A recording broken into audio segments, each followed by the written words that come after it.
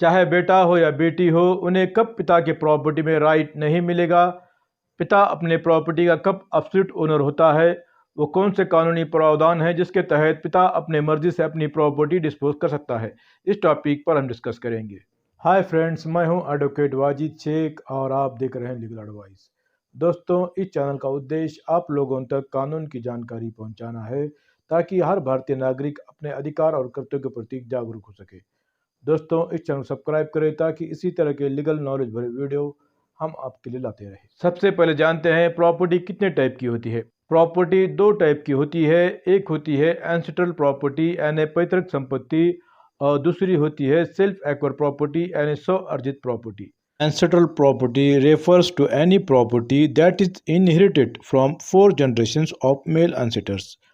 पैतृक संपत्ति उसे कहते हैं जो प्रॉपर्टी आपको अपने बाप दादा से 4 पीढ़ियों से मिलती है, यानी विरासत में जो प्रॉपर्टी आपको बाप दादा से मिलती है उसे एंसेस्ट्रल प्रॉपर्टी कहा जाता है। आसान लैंग्वेज में कहा जाए तो जो प्रॉपर्टी आपको अपने विरासत से मिलती है, आपके बाप दादा से मिलती है, उसे पैतृक संपत्ति यानी एंसेस्ट्रल प्रॉपर्टी कहा जाता है।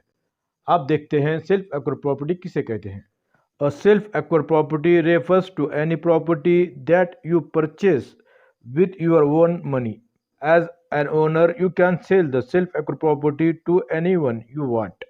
स्व-अर्जित संपत्ति से तात्पर्य किसी भी संपत्ति से है जिसे आप अपने पैसे से खरीदते हैं। एक मालिक के रूप में आप स्व-अर्जित संपत्ति को अपने इच्छानुसार किसी को भी बेच सकते हैं। आसान लैंग्वेज में कहा जाए तो जो प्रॉपर्टी हम अपने पैसों से खरीदते हैं, यानी अपने मेहनत की कमाई से खरीदते हैं, उसे सेल्फ एक्वायर्ड प्रॉपर्टी कहते हैं। चाहे बेटा हो या बेटी हो, उन्हें कौन से प्रॉपर्टी में राइट नहीं मिलेगा। Self acquired property. Self acquired property में पिता जीवित रहते हुए चाहे बेटा हो या बेटी हो, उन्हें अपने पिता की प्रॉपर्टी में राइट नहीं मिल सकता। लेकिन अगर पिता ने कोई वसीयत की है और वसीयत में किसी एक बेटे या एक बेटी के नाम पे या किसी अन्य व्यक्ति के नाम पे कोई प्रॉपर्टी की है, तो ऐसे वक्त में चाहे बेटा हो या बेटी हो, उन्हें अपने पिता की प्रॉपर्टी में राइट नहीं मिलेगा। सेल्फ एक्वायर्ड प्रॉपर्टी का पिता एब्सोल्यूट ओनर होता है, इसलिए वो अपनी मर्जी से अपनी प्रॉपर्टी किसी भी व्यक्ति को सेल कर सकता है या गिफ्ट कर सकता है। उसी तरह से वो उस प्रॉपर्टी को किसी भी अन्य व्यक्ति को डोनेट कर सकता है। वो अपने प्रॉपर्टी का एब्सोल्यूट ओनर होने की वजह से वो अपनी प्रॉपर्टी अपनी मर्जी से डिस्पोज कर सकता है। उसी तरह से अगर पिता को कोई प्रॉपर्टी गिफ्ट में मिलती है तो वो भी अपनी मर्जी से वो प्रॉपर्टी किसी भी व्यक्ति को सेल या फिर गिफ्ट या डोनेट कर सकता है।